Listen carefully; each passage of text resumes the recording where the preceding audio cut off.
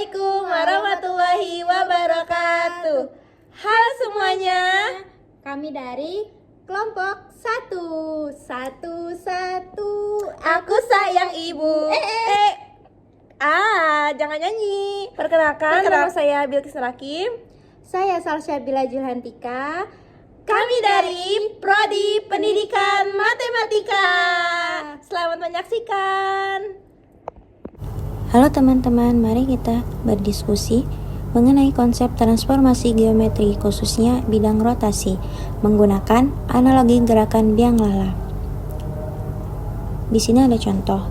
Jika Bilqis dan Salsa naik biang lala dan posisinya persis di puncak biang lala, lalu biang lala tersebut digerakkan memutar searah jarum jam dengan sudut putar 90 derajat, maka sekarang berada di mana posisi Bilqis dan Salsa? Dan untuk menjawab itu, mari kita bedah bersama. Baiklah, sekarang kita masuk ke bagian tujuan pembelajaran melalui materi rotasi ini. Setelah mempelajari materi ini, siswa mampu pertama, memahami konsep rotasi pada bidang koordinat. Kedua, menentukan hasil rotasi suatu titik atau bangun. Ketiga, mengidentifikasi pusat, arah, dan besar sudut rotasi. Dan yang terakhir, menyelesaikan masalah konseptual terkait rotasi hingga memecahkan masalah sehari-hari. Nah, selanjutnya kita masuk ke pengantar.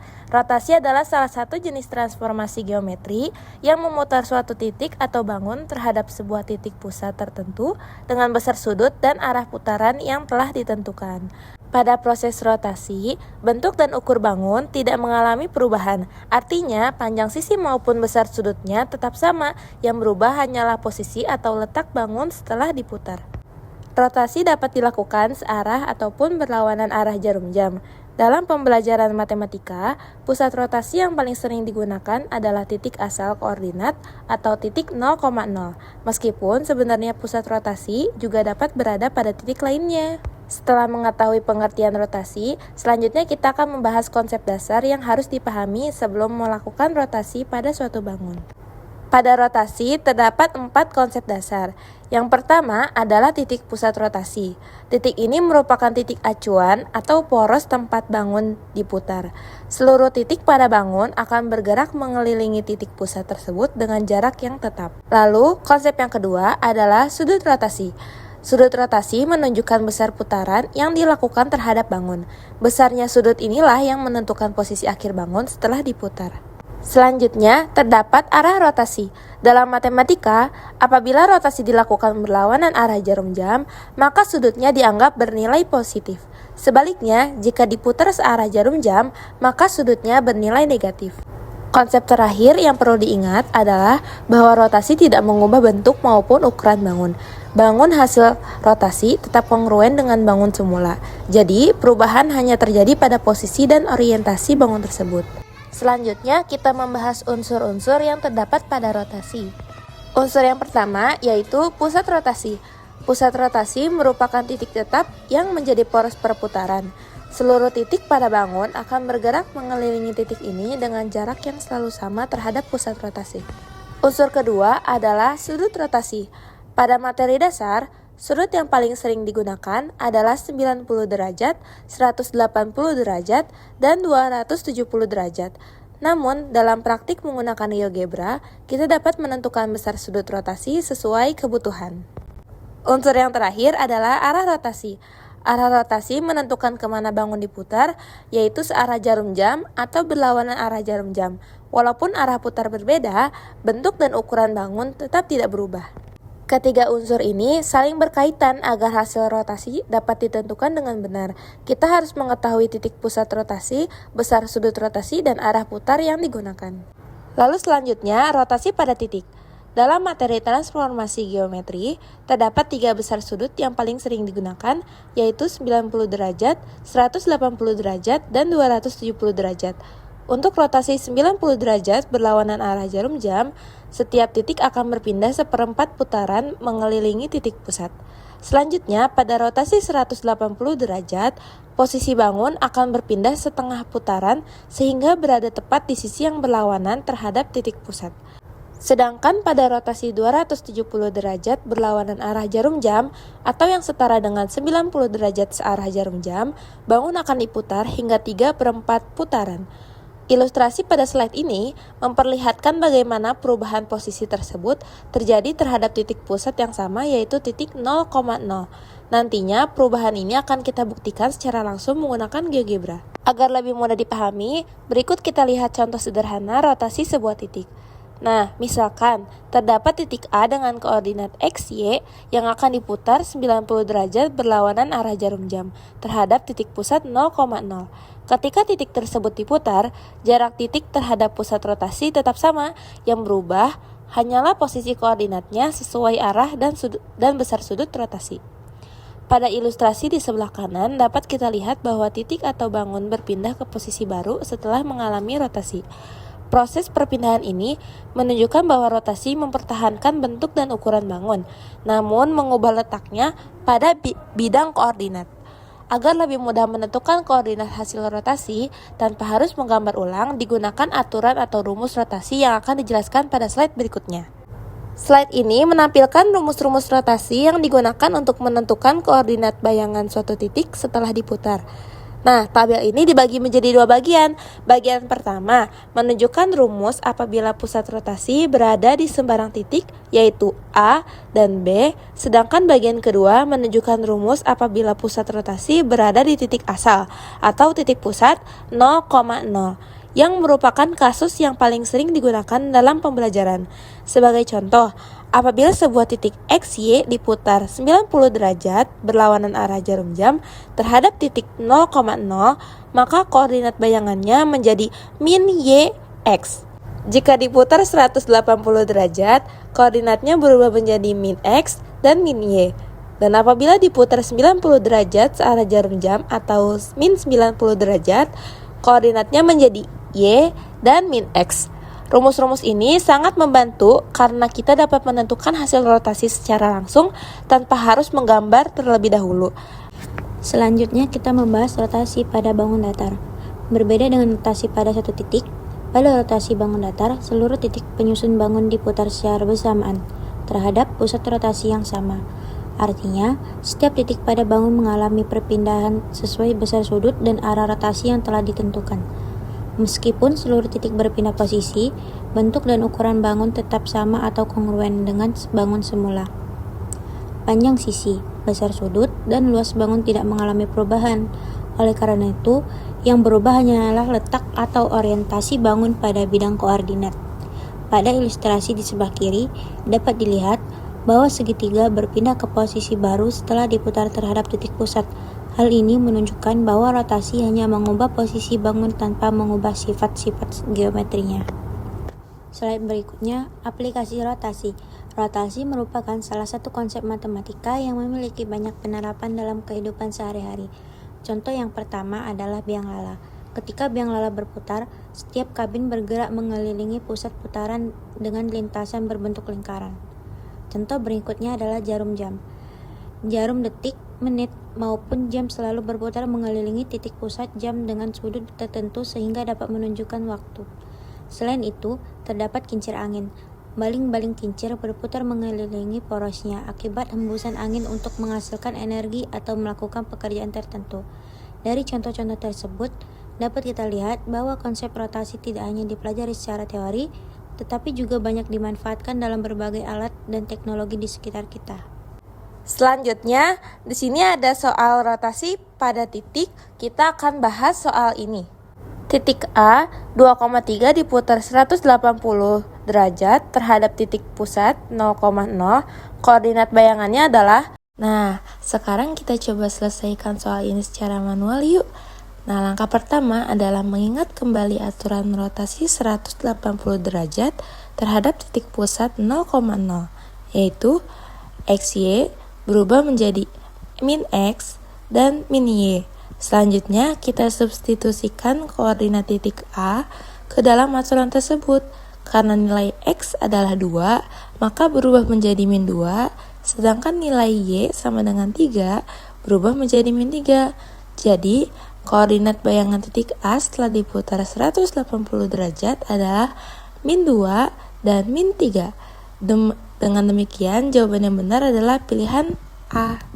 Apakah hasil perhitungan ini sudah benar? Untuk memastikan, kita akan membuktikannya menggunakan aplikasi GeoGebra. Pertama-tama, saya akan membuat titik A dengan koordinat 2,3. 2,3. Nah, selanjutnya kita pilih menu rotasi. Rotasi objek mengitari titik dengan sudut. Oh iya, sebelum kita membuat rotasi, sebelum kita rotasikan, kita harus membuat titik terlebih dahulu. Nah, jadi kita bisa mulai merotasikan titik A terhadap titik B. Nah, karena tadi di soal adalah besar sudutnya 180 derajat, maka kita tulis 180 derajat. Lalu, berlawanan arah jarum jam. Lalu kita tahu hasilnya. Rotasi dari titik A terhadap titik B itu menghasilkan A aksen dengan koordinat min 2, min 3. Jadi, hasil yang ditampilkan GeoGebra menunjukkan bahwa bayangan titik A berada di koordinat 2, min 3.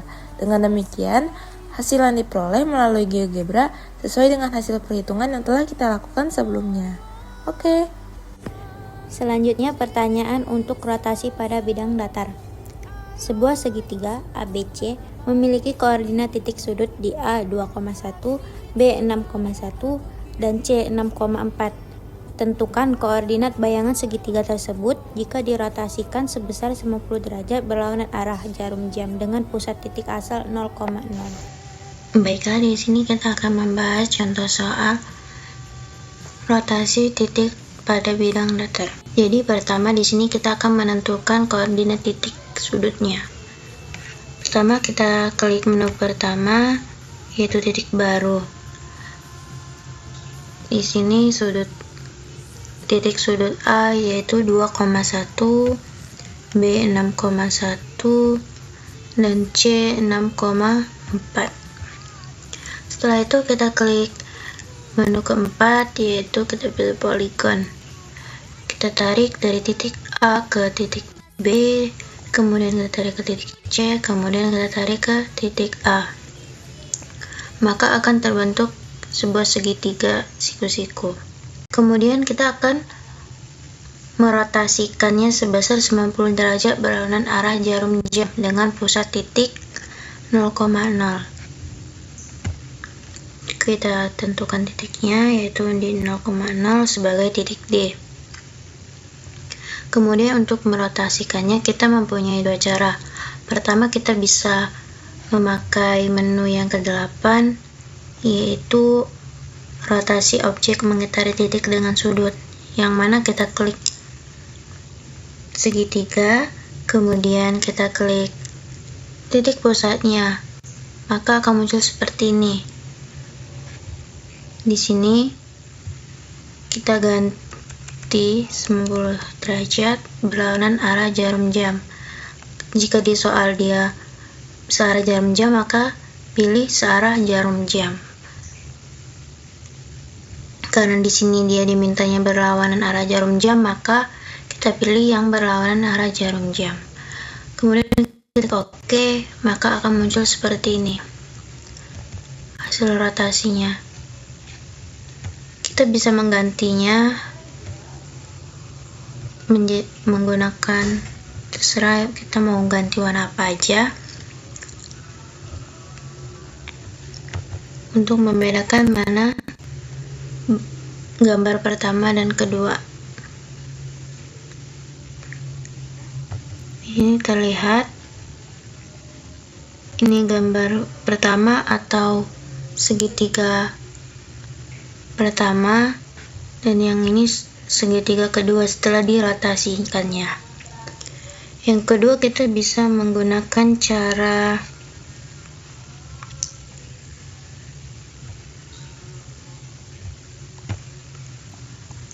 yang kedua yaitu menggunakan menu yang ke-9. klik luncuran. Kita klik sembarang aja. Kita pilih sudut, dimana intervalnya minimumnya 0 derajat, maksimumnya 360 derajat. Kenaikannya yaitu 1 derajat. Kita klik OK, maka akan muncul seperti ini. Kemudian kita klik masukkan atau input, kita ketik rotasi. Kita cari rotasi objek sudut dan titik. Objeknya tadi yaitu gambar pertama atau segitiga pertama, yaitu T1. Kemudian sudutnya yaitu kita bisa menggunakan alfa, titik pusatnya yaitu titik D. Maka akan muncul seperti ini.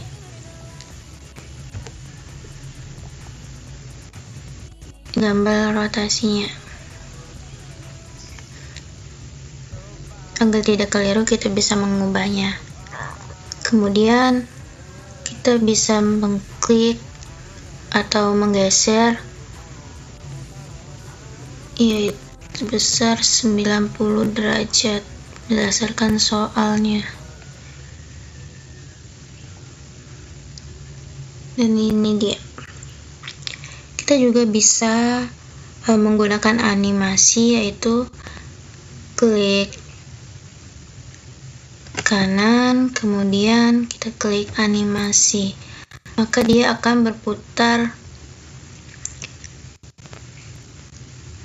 berlawanan arah jarum jam dan searah jarum jam dari 0 derajat sampai 360 derajat.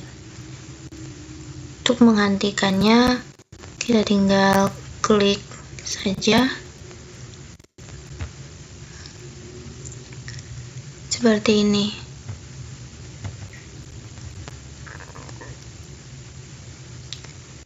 Kita juga bisa menganimasikannya.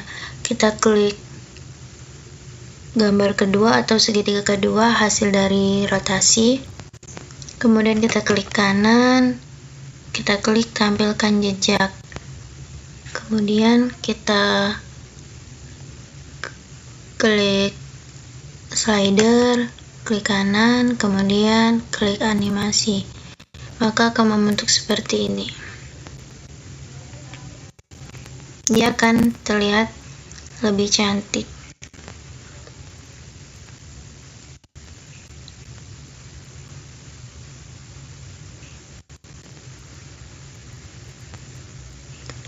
Setelah melakukan rotasi pada GeoGebra, kita dapat mencocokkannya dengan perhitungan menggunakan rumus XY atau min Y, X.